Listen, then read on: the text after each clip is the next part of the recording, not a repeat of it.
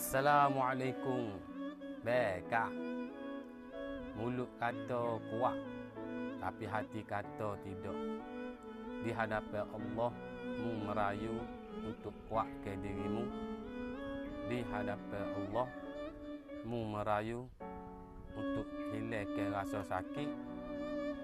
Di hadapan Allah, mu juga jerit teresok-esok siapa kok putih matamu. Tapi bila orang tanya, menjawab, okey je. Teruskanlah berpura-pura.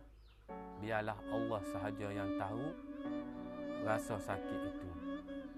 Innallah a'alimu bidhatis sudur. Sesungguhnya Allah mengetahui, tahu segala isi hatimu. Salam, abeza pendosa, terus bertaubat.